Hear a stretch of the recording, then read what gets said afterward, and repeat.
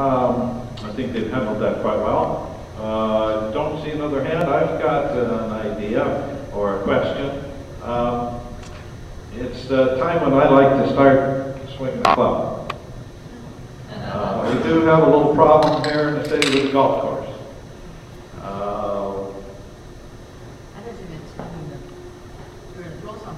No, I'm not. Please. But there needs to be a resolution quickly.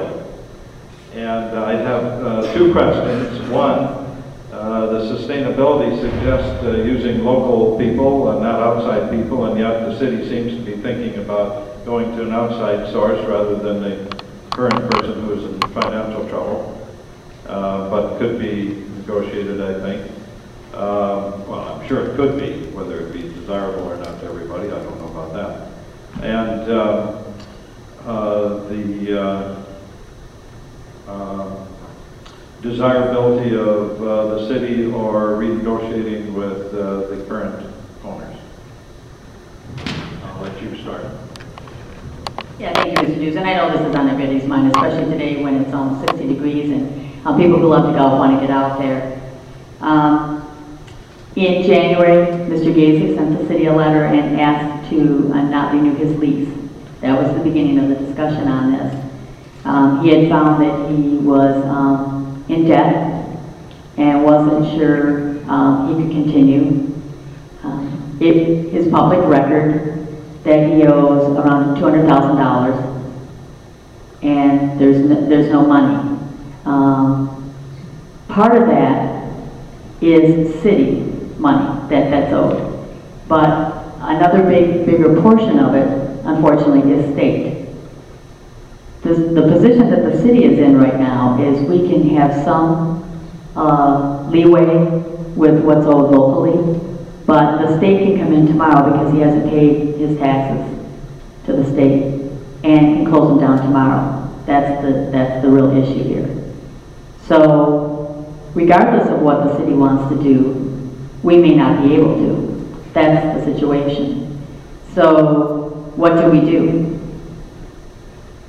We know that many people in good faith gave Mr. Gaisley money last fall for this year's golf memberships. And he also took money for weddings.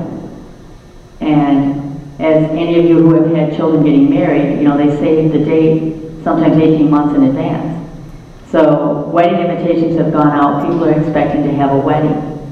So I can tell you with certainty that the city of La Crosse did not want to run the golf course. But the city of La Crosse in January, knowing all these facts, is looking at a situation where they may have to if we're going to honor the people's good faith that they put into this situation. So that's the hard facts of it. Now, I've said I like Mr. Gaisley very much. I had 3 of my primary election events in his establishment, and actually my rally, which attracted about 150 people, they said the bar bill carried them for January. So, you know, I'm trying to do what I can to help the situation out. So this is not a case of the city is trying to be unfair to anyone. It's just a reality. We don't have control over all of the factors in this. We're hoping that we can come to some resolutions now. Mr. Drews asked about having outside people come in, and again, in all of our building projects and anything we're doing, with some of the new tips, it'll be 85% of the people will be local who are going to build those. This is going to give jobs to the community. I totally support and believe in that. The management company that would come here would actually, the ones that have been proposed, if Mr. Gaisley is not able to fix the situation, the management companies that have been proposed to come here would just be that. They would be managing the golf course, but they would take over the existing employees and work with them. So that it would be local employees. So I hope that explains this issue. It's never easy, and you hate to play these things out in the public. But unfortunately, it's here, and we're having to deal with it. Next Tuesday, there will be a meeting, and I think it's at 4 o'clock at City Hall, where if you're interested in this topic, and I think many of you are, all three possibilities, two different people who think they can, different golf groups, Kemper and Wilson, who think that they can help us out short term and get things going quickly, and Mr. Gaisley will all be able to be there. And I think they've all agreed to come. I'm not sure about that, but they've all been invited to be there to talk about this. Oh, and thank you, Dave. For some of you who don't know, a lot of people have been confused because I'm president of the park board, and they think that the golf course is a park. It is not. So it's really not under the park board's jurisdiction. It's a city lease because it's city land. So these kinds of situations, when there's a problem and a default on the lease, go to the mayor's special committee.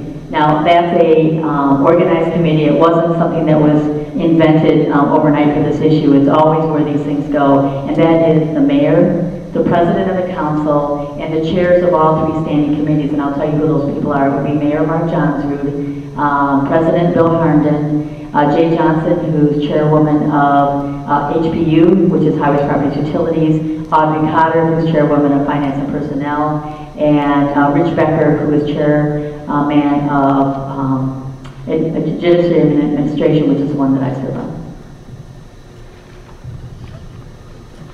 Well, I definitely agree. I hope we can come to some kind of negotiation with them. I've never been in a situation where I haven't been able to negotiate with anybody. I think if you sit down and talk with somebody and be open with them, I feel that you can find a negotiation with just about anybody. And if we sat down with the current leaseholder, I've talked to him before, and I know he feels like, originally he definitely felt like he wasn't being negotiated with to the extent he would like to see negotiations. So that definitely says something when he feels that there was some holding back and was some reservations on the side of the city officials that were in charge of that.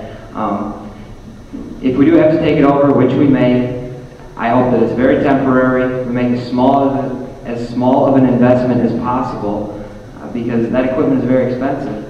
And I think to run it short term, and I don't think anybody wants the city to run it longer than is absolutely necessary, just to create a bridge to get somebody else in there to run it. It's a bad idea to make a big investment in all that equipment and then have to sell it to the next person coming along. So I am confident we can come to some kind of negotiation to keep it rolling along. All those people that have made investment to reserve the banquet hall, people that have already bought golf passes for this season, they're all frustrated. They want answers. Whatever we do, I think we need to move forward and do something and be open about it. And that's definitely a problem that we've seen in the past few years here in the city, is we haven't been real open with the citizens, with everybody involved, as to what we're doing. If we're just more open, these problems at our hands probably wouldn't even be problems right now, because everybody would know what's going on, and they wouldn't be going around town asking questions.